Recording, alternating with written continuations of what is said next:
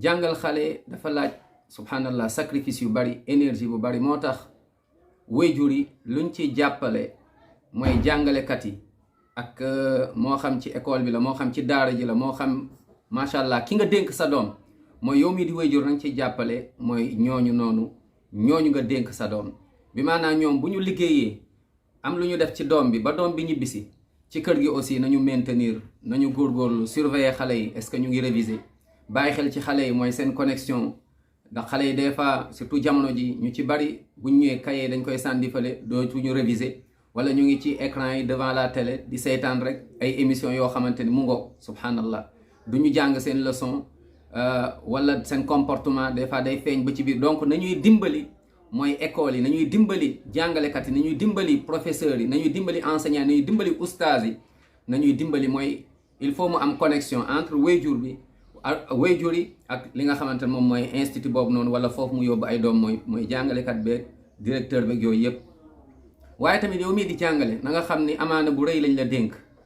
naam amaana boobu ñu la dénk mooy cette responsabilité qu'on t'a confiée mooy bu fekkente ne taxaw nga ko nu mu waree yàlla borom bi subhanahu wa taala dina ci kontaan ci yow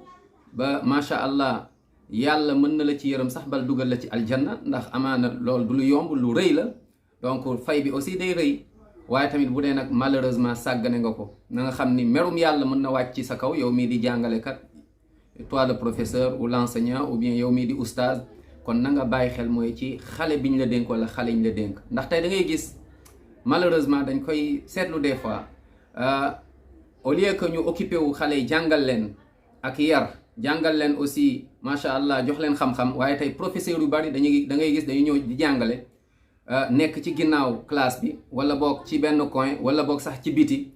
jël seen portable di connecté wu xamuñu sax lu xale yi ci lu xale yi nekk lii baaxul des fois gis ko ci oustaz yi di jàngal xale moo xam alxuraan la moo xam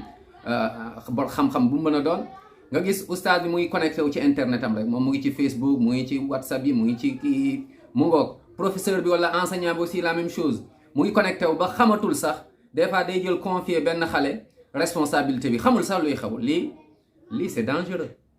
yonent bi sallallahu alayhi wa sallam nee na man ghasha fa laysa minna koo xamante ne dafa trahir mission bi dafa tricher bokkul ci ñun kon nañ ci bàyyi xel yéen ñii di enseignant yéen ñii di professeurs yi yéen ñii di oustaz yi kon na ngeen bàyyi xel ci ñi ñu leen dénk waaye ngeen bàyyi xel mooy seen connexion su ngeen ko mënee téye ba